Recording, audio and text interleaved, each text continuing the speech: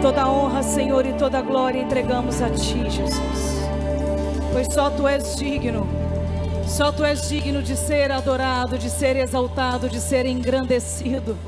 Só Tu és santo, só Tu és poderoso, só Tu és majestoso, só Tu és o Rei dos reis, o Senhor dos senhores, só Tu és o alfa, o ômega, o princípio e o fim. Só o Senhor tem os olhos como chama de fogo, só o Senhor tem a marca nas pernas dizendo Rei dos reis, o Senhor dos senhores. Só Tu tens o manto de sangue, só Tu és a raiz de Davi, só o Senhor está sentado sobre um alto e sublime trono. Só o Senhor tem o domínio, o controle e o governo de todas as coisas. A Ti, Jesus, a Ti, Jesus, a Ti, Jesus, rendemos glória.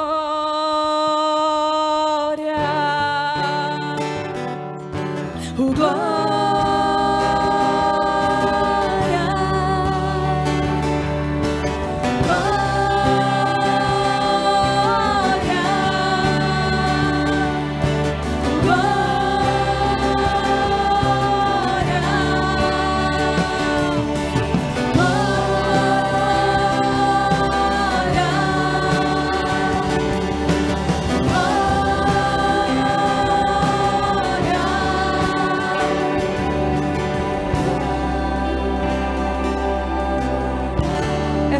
Capítulo 4, Efésios capítulo 4, verso 1,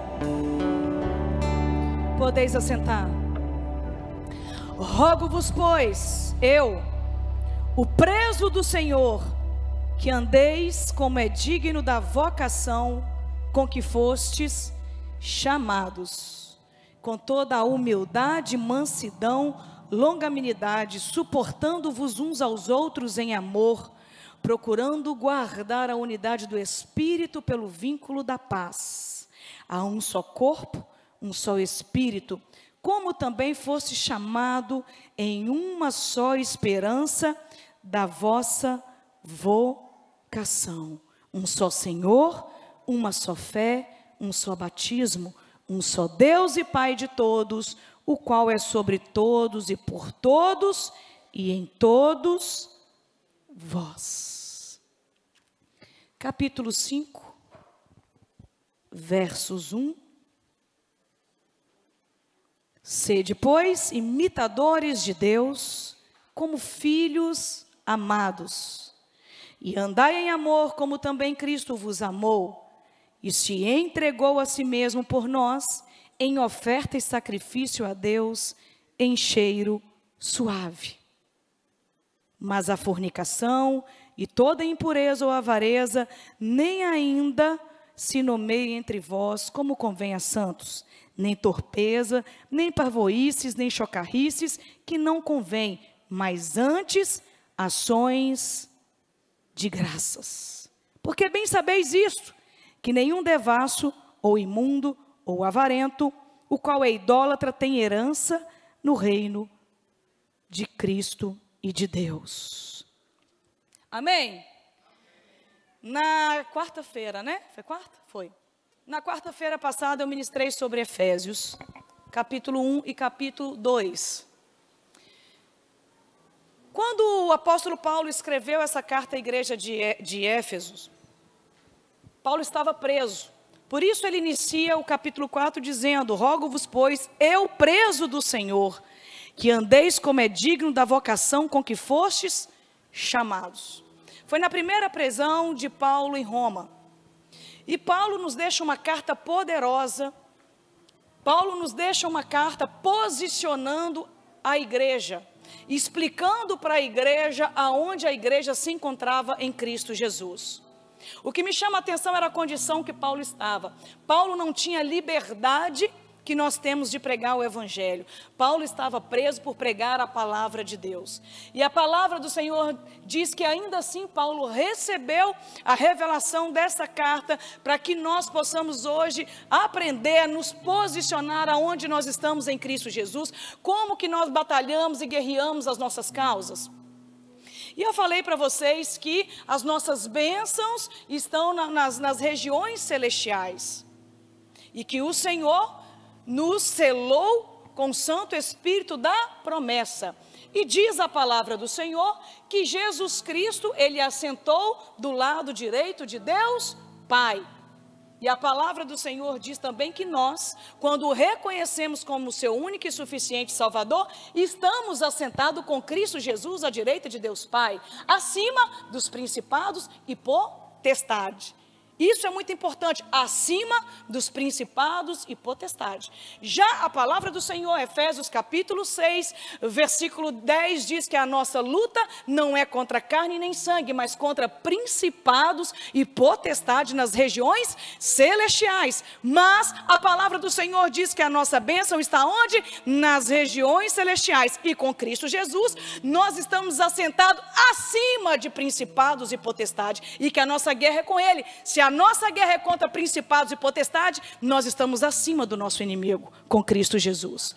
Então nós não temos que olhar para o problema e dizer para Deus o tamanho do seu problema. Nós precisamos de olhar para o nosso problema que está abaixo de nós e dizer ao nosso problema o tamanho do seu Deus. Só que além de Paulo nos revelar aonde nós estamos posicionados em Cristo Jesus, nós que o confessamos como o único e suficiente Salvador, Paulo também, ele descreveu a identidade de um cristão. Paulo, ele descreveu como tem que ser o caráter de um cristão quando nós aceitamos Jesus como o nosso único e suficiente Salvador. E Paulo, ele inicia no capítulo 4 dizendo assim: rogo-vos, pois, eu preso do Senhor, prisioneiro do Senhor. Quando ele diz prisioneiro do Senhor, ele está dizendo, não é qualquer circunstância que vai me abater, seja qual for a minha geografia, o meu espírito está com o Senhor, já não sou eu mais quem vivo, mas Cristo vive em mim. E isso traz uma paz ao apóstolo Paulo. E o apóstolo Paulo quer nos ensinar que não é circunstâncias ao nosso redor quem vai tirar a nossa paz. As circunstâncias ao nosso redor podem nos deixar tristes, abatidos, mas não vencidos. Porque o nosso espírito é livre para viver os sonhos de Deus. O nosso espírito é livre para receber a revelação. O nosso espírito é livre para guerrear. A nossa carne é fraca, mas a palavra do Senhor diz, quando eu estou fraco, é que eu sou forte, porque é o Espírito de Deus que vivifica em nós. E o apóstolo Paulo continua dizendo, com toda humildade e mansidão. E lá no versículo 1 ele diz ainda, aqueles que foram vocacionados para o seu quê? Chamado. E dentro dessa carta de Efésios, que vocês possam esmiuçar no decorrer da semana, porque ela é encorajadora. Essa carta nos posiciona quem nós somos agora, qual é a nossa real identidade. Aqui o apóstolo, ele deixou claro a identidade da igreja, a posição da igreja, a nossa posição de batalhar. Porque muitas vezes nós guerreamos de baixo para cima e não de cima para baixo. Se guerrearmos de baixo para cima, nós não teremos vitória, mas se guerrearmos de cima para baixo, Deus nos dará a vitória. E agora o apóstolo Paulo, ele descreve quem são os imitadores de Deus. E a palavra do Senhor diz assim, Efésios capítulo 1, verso 1, Juan. Efésios 1, 1, diz assim, Paulo, apóstolo de Jesus Cristo, pela vontade de Deus, a quem? Aos santos. Quem você é? Você tem dúvida? Você crê em Jesus? Você confessou Jesus? Então, o apóstolo Paulo, através da inspiração do Espírito, está escrevendo a carta aos... Então levanta a sua mão, fala, essa carta é para mim. Porque eu sou santo, eu sou considerado santo de Deus. Então, o apóstolo Paulo diz que a igreja do Senhor, ela é formada de santos. Não é porque nós não pecamos. Não. Todos pecamos, mas aquele pecado inconsciente. Sabe aquele pecado que quando você fala, acende uma luzinha dentro de você, você volta rapidamente e fala, me perdoa, eu errei. E todas as vezes que a palavra do Senhor refere aos santos, não está referindo a Maria, não está referindo a Aparecida, não. está referindo aos santos de Deus, nós, igreja viva do Senhor. Por isso 1 Pedro capítulo 1, verso 15 e 16 diz assim, 1 Pedro capítulo 1, verso 15 e 16, mas como é santo aquele que vos chamou, sede vós também santos em toda a vossa maneira de viver, porquanto está escrito, sede santo, porque eu sou santo. Por quê? Porque quando nós confessamos Jesus o Salvador, nós decidimos largar o que Paulo está dizendo no capítulo 5 de Efésios, a fornicação, a ganância, a imundície. E nos chamou para a sua vocação, de sermos santos, filhos de Deus, herdeiros e co-herdeiros em Jesus. Por isso eu sempre prego aqui, porque só tem herança quem é filho. Quem é criatura não tem herança. Deus não tem compromisso com a criatura. Quem decidiu viver a sua vida independente de Deus. Deus tem compromisso com o filho. O meu pai, de sangue, ele tem compromisso com você? De estudar você? Não. Isso é compromisso de um pai com o filho. Assim é Deus. Quando Ele nos elegeu nele, Ele assinou um termo de compromisso conosco, de cuidar de nós, de cuidar dos santos de Deus, daqueles que estão numa caminhada. Aí você fala, pastora, então eu não sou santo porque eu não consegui vencer ainda. Tem uns negocinhos ainda que está difícil. Deus conhece o seu coração. Se Deus vê que você está gemendo e chorando, que isso está te causando dor, que você está lutando por isso, aguenta firme, que Ele vai te honrar. Mas lute, a sua parte você faz, e a parte do Senhor, Ele vai fazer também. Então Paulo está dizendo que a primeira característica de um filho de Deus, imitador de Deus, nós precisamos ter a nossa atitude santa. Nossos pensamentos, santos. A nossa forma de olhar, santo. A nossa forma de falar, santo. A nossa forma de lidar com os irmãos, santo. Gente, isso é difícil. Como a nossa mente é maldosa. Quantos pensamentos nós temos tentando culpar alguém, tentando justificar alguém pelas nossas fraquezas. Mas Ele diz, sede santo, porque o seu Pai é santo.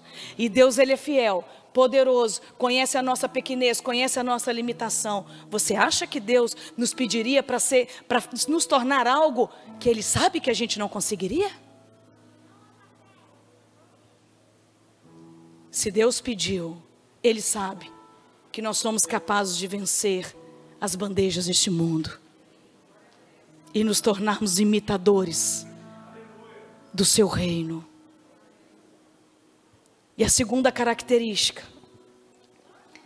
que Paulo deixa para nós ainda no verso 1, ele diz assim, Efésios 1:1. Travou? Paulo, apóstolo de Jesus Cristo, pela vontade de Deus aos santos, aos eleitos, à igreja do Ministério de Gileade que está sentado aqui nesse dia, que estão em Éfeso, que estão em Macaé, que estão no Rio de Janeiro, que estão nas nações, e fiéis em Cristo Jesus. Hebreus capítulo 10, verso 22 a 25. Hebreus 10, 22 a 25. Senhor, dá um computador potente aí. Cheguemos-nos com verdadeiro coração em inteira certeza de fé, tendo os corações purificados da má consciência e o corpo lavado com a água limpa. 23, até o 25. Retenhamos firmes a confissão da nossa esperança, porque fiel é o que prometeu. E consideremos-nos uns aos outros para nos estimularmos ao amor e às boas obras. Não deixando a nossa mútua congregação, como é costume de alguns, antes admoestando-nos uns aos outros, e tanto mais quanto vedes que se vai aproximando aquele dia. Deus está dizendo: fiel é aquele que te prometeu. E o apóstolo Paulo ainda no versículo 1 diz que o Senhor estava escrevendo aquela carta aos santos e fiéis a Deus. Porque quando nos tornamos fiéis a Deus, somos fiéis com o nosso cônjuge, somos fiéis na forma de administrar nossas finanças, somos fiéis com as pessoas, com atos de justiça, porque nenhuma decisão na vida do crente pode prejudicar alguém. Somos fiéis com a nossa conduta, e em tudo que fizermos, o nome do Senhor será o quê? Honrado e glorificado. Quantas vezes existem pessoas fiéis dentro da casa do Senhor, mas quanto testemunho ruim chega dessas pessoas dentro do trabalho? Será que a forma que você vive lá fora está glorificando o nome do teu Deus e dizendo que você é fiel a Ele? Porque quando nós somos fiéis ao Senhor, nos tornamos fiéis em todo o ambiente que nós estamos. Não tocamos naquilo que não é nosso. Honramos o nosso patrão. Ah, porque você não conhece o meu, não importa. Quando você entrou lá, você assinou um contrato. E você sabia o salário, você sabia a empresa que estava entrando. Não desonre quem tem mantido o sustento na tua casa, ainda que ele não entenda a palavra de Deus. Se você for fiel com isso, Deus vai te colocar em posições altas. A condição de um crente é fiel. A condição de um crente é santo. O caráter de um crente precisa atingir todas as esferas da sociedade. Se o seu patrão é ruim, ele vai servir com Deus, vai se ver com Deus para lá. Mas você não. Você não foi chamado para se tornar aquilo que te feriu. Levante a tua mão e fala comigo: eu nunca serei aquilo que me feriu. A terceira característica da carta de Efésios é que um crente, ele é portador da paz. Filipenses capítulo 4, versículo 7. Filipenses 4, 7.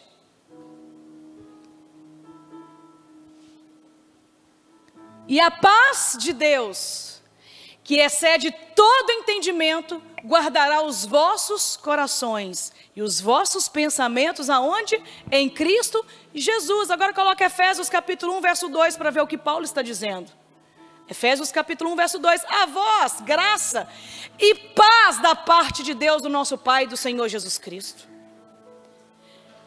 Então um cristão, ele precisa de ter a paz que excede todo entendimento e toda razão humana.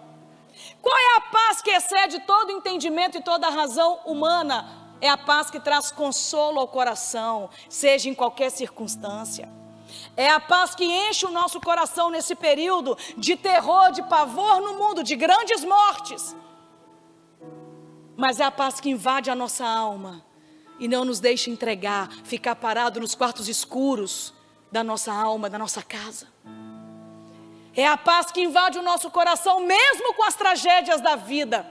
É a paz que nos fortalece mesmo quando tudo diz não. É a paz que nos enche de esperança, de ter absoluta certeza que quem nos prometeu é fiel para cumprir. Essa é a paz que excede todo entendimento e razão, porque a razão humana é fracassada. A razão humana olha as circunstâncias. A razão humana é nos fazer olhar para o mundo e dizer: acabou, para o mundo acabou, mas para o cristão não. Ainda há promessas. Ao cheiro das águas brotará como planta nova. Seus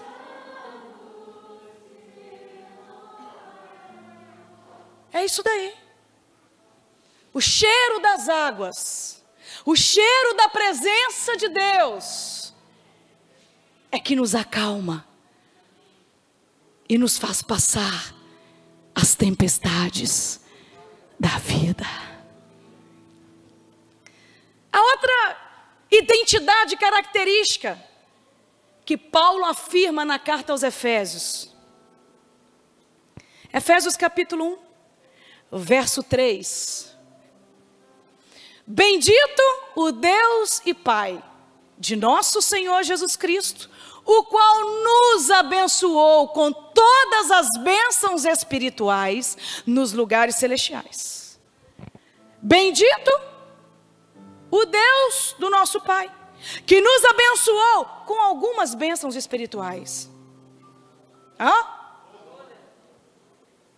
Bendito o Deus do nosso Pai, que nos abençoou com um tercinho das bênçãos só. Amados, é todas. Nós somos seres selados para viver todas as bênçãos espirituais. O problema é que nós não sabemos o que é bênção, o que é riqueza. Ser milionário é ter aquilo que o dinheiro não pode comprar. Ser milionário é ter aquilo que nenhuma herança terrena pode trocar. Tudo que o dinheiro compra é barato. Nós só não entendemos ainda o que de fato é ser próspero. Ser próspero é ter a plenitude em Cristo. É você ter um casamento feliz. É você ter a sua mesa farta. Não estou dizendo ostentação. Estou dizendo todos os dias o pão na sua mesa. As suas emoções seriam emoções saradas, curadas, porque Satanás está roubando o povo de Deus nas emoções, colocando as pessoas para dormir com Rivotril. Isso é prosperidade. É você ver os seus filhos crescendo, inserido no mundo, sendo bombardeado, aonde aquilo que é errado está se tornando certo e o que é certo está se tornando errado. Mas ele permanecer na verdade que você tem o ensinado. Isso é prosperidade. Isso o dinheiro não compra. Isso é a prosperidade. É a paz que excede todo entendimento e toda razão humana. Por isso no Evangelho de João capítulo 1, verso 16 diz assim: e todos nós recebemos também da sua, o que? Plenitude. O que é plenitude? Ser completos. Deus nos chamou para ser completo. Os solteiros aí, Deus te chamou para você casar com uma pessoa linda. Deus te chamou para você ser feliz, pleno. Depois de casado, namorar muito. Ontem eu estava assim, meu Deus, meu namorado está longe, meu pai, deixa eu então curtir pela internet. A carência, né? Carência faz a gente fazer coisas, né? Então eu falei, amor, até meia-noite tem textinho para você. Mas sabe por quê? Porque Deus fala assim, tá vendo quando está longe como é que dá saudade? É para quando estiver perto, aproveite quem Deus colocou para estar ao teu lado de todas as formas. A plenitude de Deus é a paz em todas as áreas na sua vida. Você não precisa de ser rico. Tem como aproveitar a vida moldando o valor do nosso salário. Amados, tem gente que paga caro. Quando eu morava em Minas, pagava caro para desfrutar à beira de uma praia.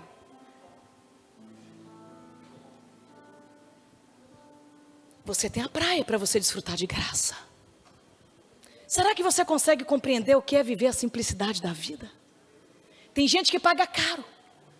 Tem gente que está dentro dela e não consegue ter forças para levantar e fazer uma caminhada e ver o nascer do sol. Ou até mesmo ir lá dar um mergulho e aproveitar as riquezas que o Senhor te inseriu para viver. Sabe por que muitas vezes Deus não nos entrega mais? Porque o pouco, Ricardo, que Ele nos deu, nós não sabemos aproveitar. Pessoas de fora têm que vir aqui para dar um mergulho. Porque nós não sabemos agradecer ao Senhor quando nos deparamos com o sol nascente, com o barulho da onda do mar, com o ar que nós respiramos, com o passarinho que pousou do nosso lado. Amados, Deus fala através de tudo. Eu me recordo que uma vez eu fui para Belo Horizonte, eu fui fazer um curso, e alguém falou assim, ó, cuidado, porque quando você chega lá, tudo fala com você. Tem uma árvore lá, frondosa, coisa mais linda. Pensa numa árvore bonita. Amados, eu cheguei com a sede para ver a árvore, que diz que a folha da árvore é diferente. Aí eu cheguei lá e falei, Senhor, cadê a árvore? Cadê a árvore? Estou empolgada, né? Cadê a árvore? Árvore, frondosa, diferente. Aí Deus falou comigo assim, você não é aquela árvore. Eu falei, eu sou quem então, Jesus? Aquela ali toda seca, era assim que eu estava. Seca, com a alma ferida, machucada. Aí eu tomei um susto. Crente igual eu? Jejua, paga preço. Aí o Senhor falou assim, é assim que você está. Mas olha para trás, que tu vai ver em quem eu vou te formar. Quando eu olhei, estava aquela árvore bonita que eu procurava. Aí eu falei, Senhor, mas o que eu tenho que fazer mais para ser essa árvore? Ele falou, aquieta-te. Com os dias aqui, eu falarei com você. Chegou a noite, só estava eu e a irmã da apóstola no quarto. De repente, a gente tentando dormir, me aparece um peru debaixo da janela do quarto. E começa, suplica, suplica, suplica, suplica, suplica, suplica. Aí, Nazaré me cutucou, você está ouvindo isso? Eu falei, vai dormir, irmã, vai dormir. Eu estou cansada, vai dormir, acordei cedo, vai dormir, quieta. Eu ouvi, falei, ouviu nada. Fica quieta, vai dormir. Um sono, irmãos, um sono, um cansaço. Quando eu virei para o lado, está o bicho lá, suplica, suplica, suplica. Eu falei, não pode ser. Não pode ser. Aí ela orou, Cris, você está escutando? Eu falei, estou escutando, mas não pode ser. Vamos tentar dormir de novo. Aí eu virei mais uma vez. Isso já era de madrugada. Quando a gente virou para dormir, o bicho está lá. Suplica, suplica, suplica, suplica, suplica, suplica. Falei, Nazaré, vamos olhar o que é isso. Abri uma janela, o bicho estava debaixo da janela olhando assim. Suplica, suplica, suplica. Falei, acorda, Nazaré, vamos suplicar. Enquanto a gente não suplicar, não orar, esse bicho não vai dar sossego para a gente. Irmãos, estava eu e Nazaré lá para o banheiro, e eu no quarto. Senhor, o que é que nós temos que fazer? Quando decidimos obedecer ao Senhor, houve um silêncio e houve descanso. Tem momentos que Deus faz de tudo para falar conosco. Ele bagunça tudo para falar conosco. Mas a gente quer acalmar a tempestade do nosso jeito, da nossa forma, do nosso modo de agir. Mas o Senhor, Ele disse, você, galho seco, eu quero te transformar naquela árvore frondosa. E Ele me disse, não torne aquilo que te feriu, não torne as deserções que te feriram, não torne as mentiras que te feriram. Suplique, e eu farei de ti essa árvore frondosa. E a outra característica que o apóstolo Paulo deixa para nós nessa carta registrado: redimidos e sem culpa. O que é remir? Comprar de volta alguém que tenha valor. Efésios capítulo 1, versículo 7.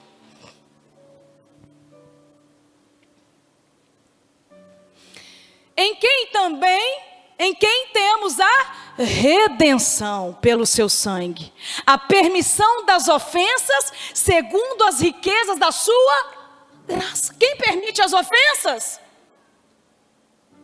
Olha que tremendo. Em quem temos a redenção pelo seu sangue, a remissão das ofensas, segundo as riquezas de Deus.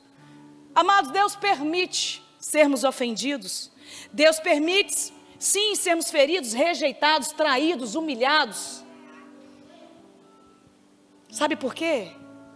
Porque Ele quer ver quem de verdade habita e tem o domínio em nós. Porque a forma que eu reajo, quem me feriu, fala muito mais ao meu respeito do que dele. Mas o Senhor disse que Ele nos comprou, nos redimiu. Isso significa que Ele nos comprou de volta. Porque um dia estávamos destituídos da glória de Deus. Aí tem pessoas que falam assim: ai, pastor, eu já cansei desse negócio de igreja, porque eu já fui tão ferida, os crentes ferem tanto. Não. Sabe quem nos fere? O pecado. Estar longe de Deus. Isso nos fere. Isso nos machuca. E o Senhor nos livrou da culpa. Só que eu posso sentir no meu espírito que tem pessoas aqui nesta noite que não conseguiu livrar de algumas culpas das tragédias da vida ainda. Tem pessoas aqui, pode se sentir culpado. Talvez você não praticou o ato, mas você induziu alguém a praticar e se tornou numa tragédia.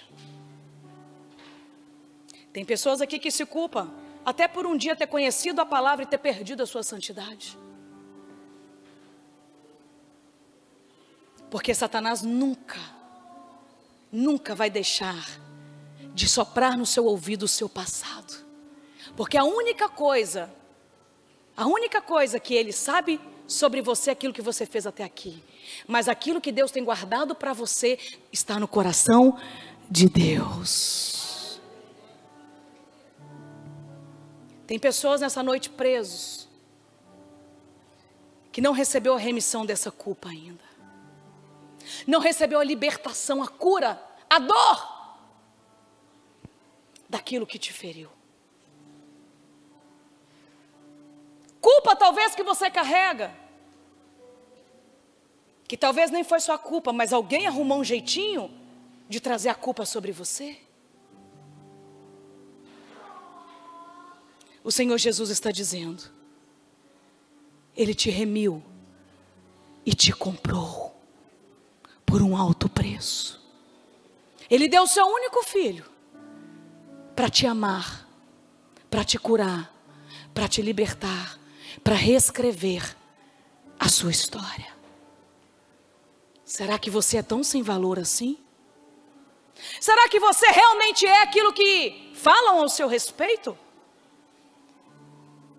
Será que você realmente não vai prestar para nada? Será que realmente você não vai dar em nada? Talvez você ainda não reconheceu o amor daquele que te amou primeiro. Não tem como o Senhor te perdoar se você mesmo não te perdoar e lançar essa culpa. Miqueias capítulo 7, versículo 19.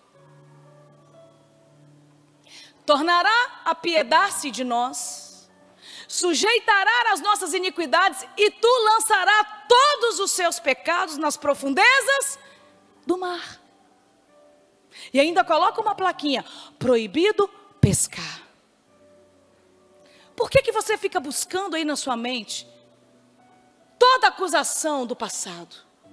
Por que a dor ainda te incomoda? Por que o erro que você cometeu te incomoda? Deus nunca nos disse que não pecaríamos, que não erraríamos. Ele sempre disse que nos arrependeríamos. Será que você recebeu a promessa da redenção de Efésios capítulo 1, versículo 7? Provérbios capítulo 28, verso 13.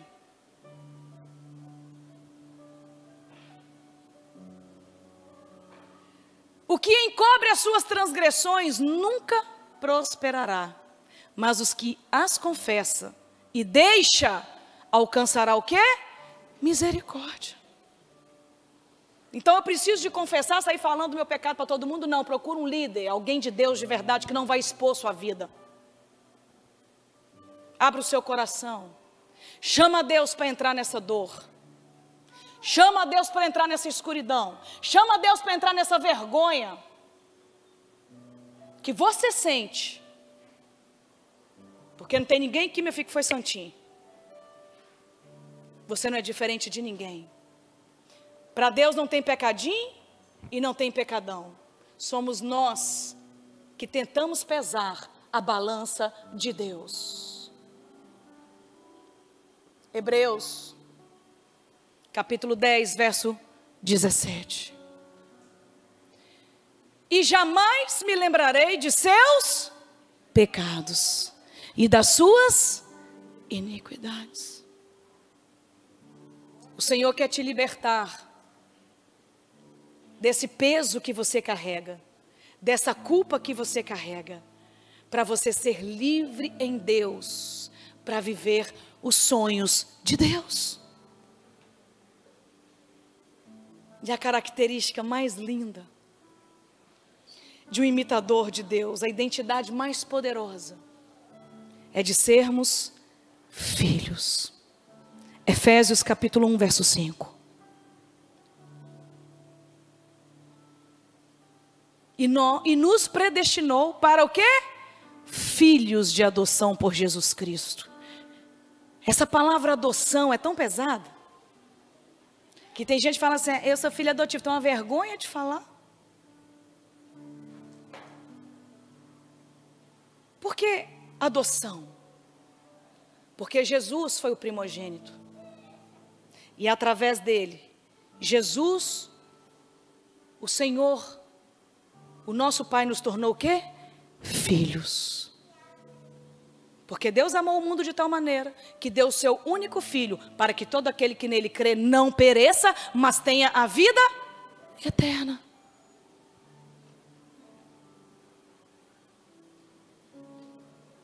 Essa é a maior identidade. Porque quando não nos tornamos filhos, permanecemos com a nossa mente de escravos. E a mente escravizada é uma mente sem redenção de pecados. Uma mente escravizada é uma mente subjugada. Uma mente escravizada não tem as promessas de Deus guardadas na mente e no coração e não sabe viver as promessas de Deus. Eu era assim. Eu amo dar presente, amava presentear as pessoas. Mas quando eu recebia, eu achava que eu não era digna. Porque a minha mente não era ainda de filha, era de escrava. Mas quando essa liberdade entra em nós, ainda que nós não mereçamos, a palavra do Senhor diz que o seu pai terreno ama te presentear sendo mal, quanto mais eu, o seu pai do céu. Se me pedir um pão, eu não vou te dar uma pedra. Se me pedir um peixe, jamais te darei uma serpente. Porque Ele diz que ama nos presentear. Por isso que Gálatas, capítulo 4, versículo 1 diz assim. Gálatas, capítulo 4, verso 1. Digo, pois, que todo o tempo que o herdeiro é menino, em nada difere do servo, do escravo. Ainda que seja o que é dono de tudo. Pensa. Por isso que a riqueza não é prosperidade. Tem pessoas ricas com mente de escravo e não sabem nem se deleitar com aquilo que Deus te deu. Mas existem pessoas que não têm dinheiro e são milionários. Porque verdadeiramente descobriu a essência de ser próspero. Você pode ficar de pé no seu lugar? Evangelho de João, capítulo 1, versículo 12.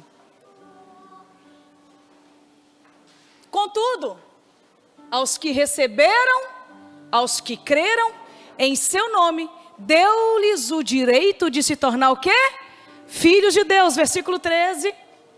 os quais não nasceu por descendência natural. Levanta a tua mão e fala: eu estou aqui, não é por vontade do meu pai e da minha mãe. Deus só usou eles.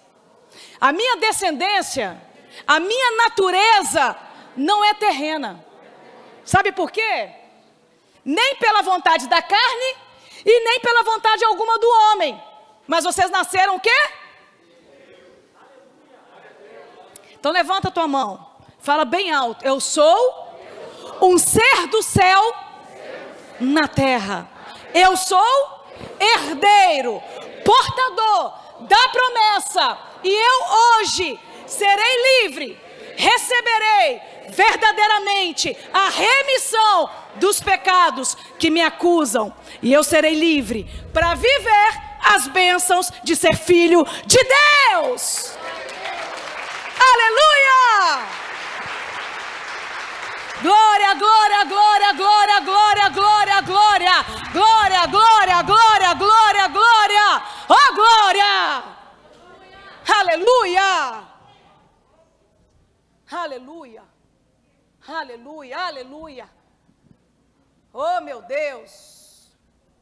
Aleluia!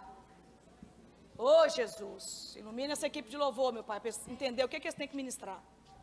Em nome de Jesus, tudo aqui é assim, é pelo Espírito. Ilumina, Jesus. Aleluia, aleluia. Você vai dando aleluia, porque no meio dos louvores nós somos curados, liberta a cura. A palavra do Senhor diz que Josafá colocou os inimigos por estrada dos seus pés, quando ele pegou os levitas e chamou os levitas para adorar. Então ora por eles, que o Espírito Santo vai falar ao coração deles o que o Senhor quer ministrar ao seu coração nesta noite. O culto não pode ser mecânico. O culto a gente faz assim, a gente se programa, mas o Espírito Santo precisa ter liberdade para atuar. Então abra o seu coração nessa noite. Abra o teu coração, fala: Senhor, entra nessa escuridão, entra nesse ouvido perturbador, entra aqui, Senhor, ilumina as trevas.